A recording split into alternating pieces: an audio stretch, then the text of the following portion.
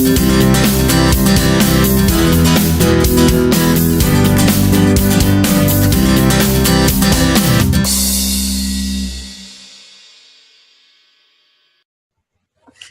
everyone, today is Mickey Mouse's birthday. As you can see, I've got my 50-year anniversary of Disneyland hat on. It's not actually mine, it's my kids, but I never got one for myself. So anyway, this is today's Crazy Coffee Club and presented by Team Monarch, which is Vicki Manuel and me, Carrie Axelson. We're both certified health coaches here to help people transform their lives from healthy to healthier, or, you know, might be a little bit less than ideal. But anyway, today we're talking about what, Vicki?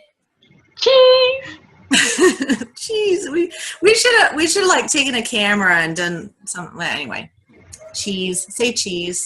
Say cheese. Yes, and I'm upset because I usually have the crazy hat on, and you have it this time, and I'm a little upset, but that's okay. She who has the hat gets to talk the most. No.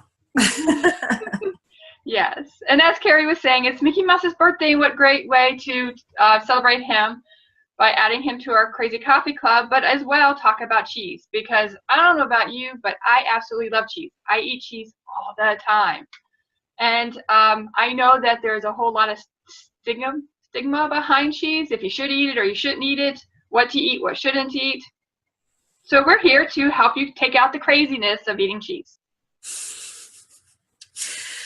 Yeah, I personally eat cheese. I don't eat as much as I used to. And other dairy products too. I used to drink a lot of milk, and of course I had butter.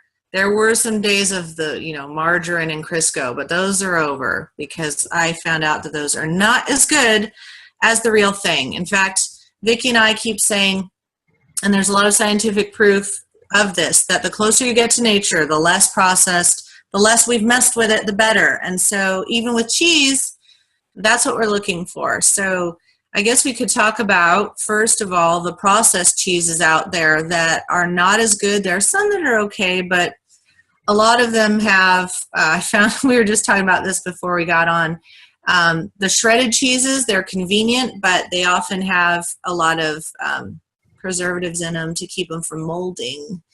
And sometimes they're not even real cheese, so you have to really read the labels. We've talked about labels before.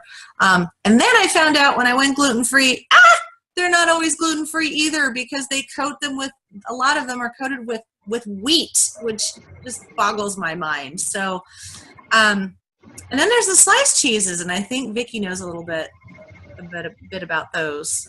Oh yeah, because I grew up on the little square cheeses that were real thin in the plastic wrap that was really hard to open up. I'm going to find out those aren't really cheese. They can, some of them, not all of them, can actually stay out of the refrigerator and not be refrigerated for like a month. Ew. Gross. So, yeah, so once you learn about all the little tricks that companies can get by with and still call them cheese or cheese products or byproducts or however they want to put the spin on it, you can start actually eating food and not getting scammed per se. Mm-hmm. The one things that you really have to look into is if it's real cheese. If it has oil in it, fillers, if it's been how processed it's actually been. I know that there's a huge thing on eating raw, or then, sorry, I want to change my thought on this one because this is the important one. Where does the cheese come from? What cow does it come from? Does it come from a sad cow that's been mistreated, or is it coming from a grass-fed, healthy, happy cow that's actually out in the field living its life and providing us the milk? And we're going to allow Carrie talk about that one. Yeah, regarding how they're treated, if it's anything like our meat products, if they're mistreated or stressed out and the hormones somehow get into the milk, it's not going to taste as good. It is harder for those of us who are used to grain-fed cows to drink the grass fed at first, but you do get used to it, and it does actually start tasting better. It was funny when I was in Norway. We would drink milk now and then, and you could tell when the cows were eating silage and when they weren't. So their diet really does make a big difference in the flavor. And also the breed of cow. And not everybody knows this, but we've got two main breeds of cows in this country. It's the Holstein cows. Those are the black and white ones that everybody sees in the commercials. And that's kind of what we associate with cows and cow milk and dairy products. And then we have the Jersey cows, which are the brown fuzzy ones, and they're just so cute. And they're different. Their milk is different. The Holsteins have a genetic mutation called the A1 mutation. And what it means is it has a protein. It's called casein. You've probably heard of that. A lot of people have problems with casein, and they can't digest it. It gives them lactose intolerance. They just, they can't digest milk at all. Or I shouldn't even say it gives them lactose intolerance. Excuse me. I mean, it means that they have problems with dairy. And they just can't digest it, so it makes them sick. A lot of people who are gluten intolerant or have celiac have problems with dairy, and this could be actually more of the reason, the casein. The dairy cows that are the brown fuzzy Jersey cows do not have that mutation. In fact, they get tested to make sure that they don't have it, so that those who are sensitive to milk can actually still drink it and have cheese and stuff. They just have to know which cows it was.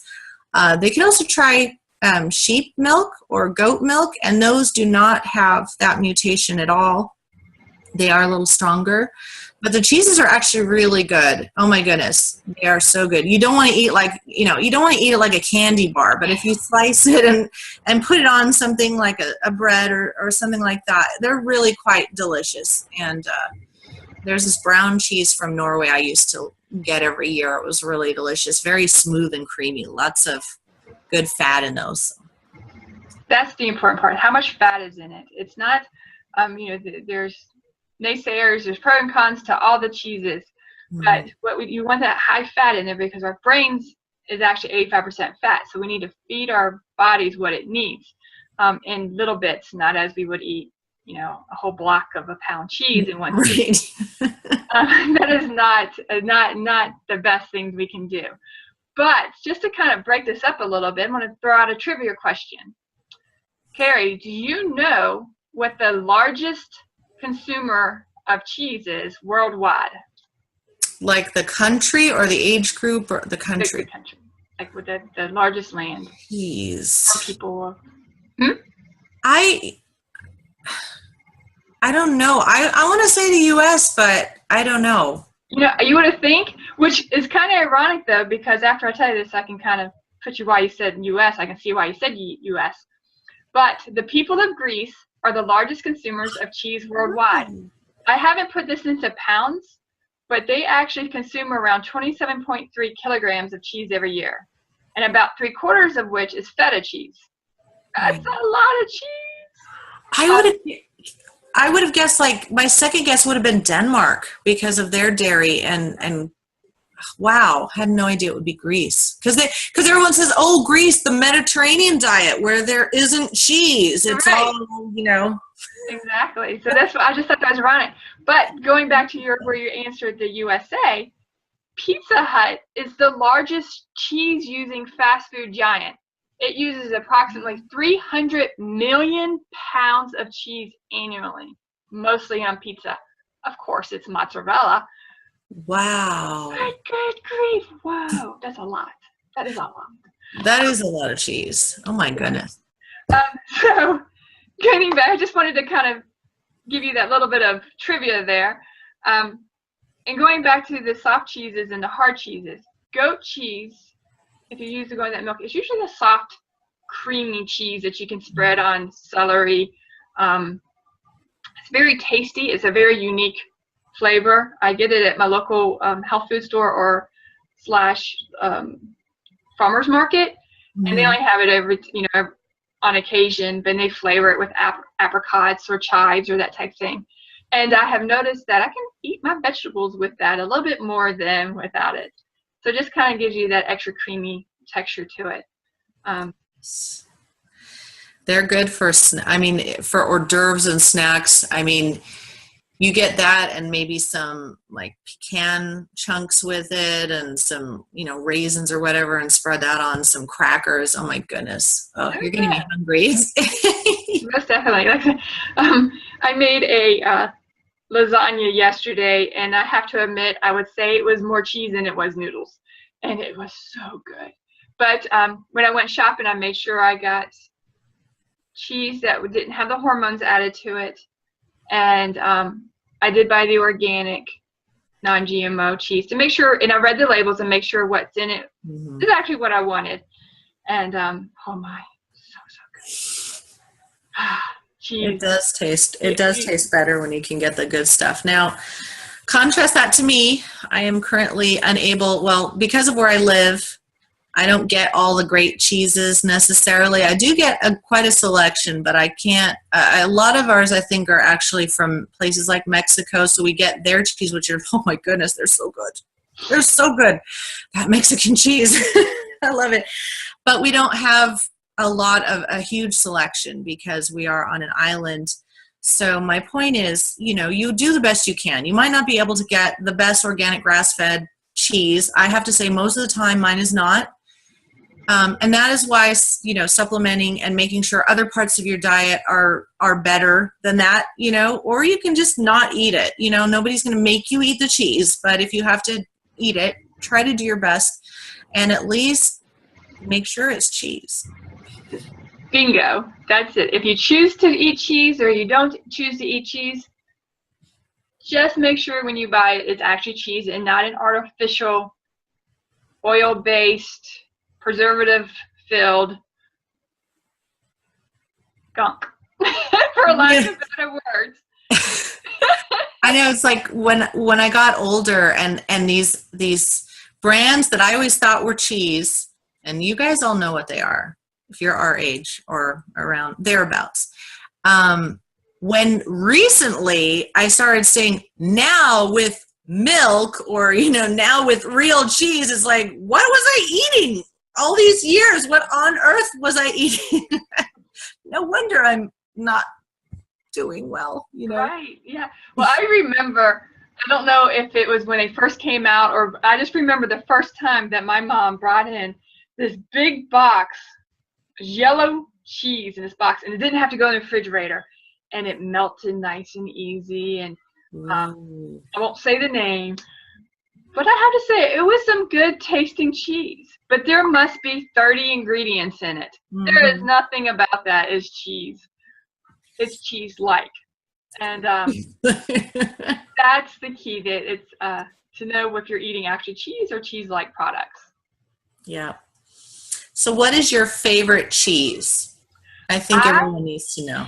Oh gosh, I love. Well, first I eat raw cheese. I actually can. I'm blessed enough at my local store to buy Amish-made cheese, and it's raw.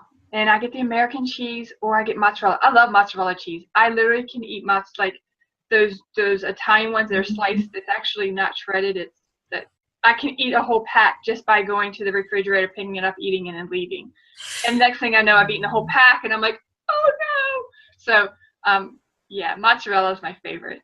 You know, we've been talking about doing something, and I want to call it Adventures in Cooking, where like it's an unscripted, you're going to see it live kind of deal, but we should maybe consider doing mozzarella because I do know that that's one of the easiest ones to make fresh, and that would be fun. And it could be funny, you guys, especially if we mess up and it's just a horrible mess. It could be hilarious. Because we're all about raw and unedited, and this is who we are, and the raw, the funnier to me. And exactly. You know, it's I think that would be awesome. So for all you cheeseaholics out there, my favorite is one I can't get unless I drive for many hours to IKEA, my local IKEA, which is, I don't know, it's not even in Miami, I don't think. It's like out far from here. But anyway, it's the Norwegian farmer's cheese, I believe. And it is so good. It comes in this huge, oh, here, I need 2 hands for that. It's like this huge tub of like, well, not tub, but like package. And you get your cheese slicer and you slice that. Oh my goodness, it's so good. It's a white cheese. And then the other one, and you probably have heard of Havarti, the Danish cheese. I have heard of that. Yeah, we really shouldn't love cheese as much as we do, but Probably not. I have cut down a lot. I don't use it quite as much as I used to. I don't sprinkle it. I've been a little bit more like, I don't sprinkle so much on things anymore, but I've found that it's a good way to create breads that are high in protein and fat for those of you who like paleo. It really does help to get that bread texture and a really good flavor without all of the extra flour, the sugar, and all the other stuff that you normally find in bread. So we'll probably be doing something like that one of these days, demonstrating how to do some paleo type breads. I'm not saying mine are totally paleo. I do use some things I probably shouldn't. Anyway. Alrighty. Well, I think we'll end on that note. I hope all of you have a wonderful Mickey Mouse Day, birthday day, and go out and eat some cheese if you eat cheese. But turn it over and look and see if those ingredients are actually cheese in there. I'd like to see your feedback when you go to your refrigerator and you're like, oh, I've either done really well not knowing, or, oh, that needs to go in the trash can. I'd love to hear your feedback. And I would love if you would tell us what is your favorite cheese. Just enter in the comments below. Be sure to like us, share us. We want to get the word out and have more fun with more people. So we'll see you next time. Bye, everyone.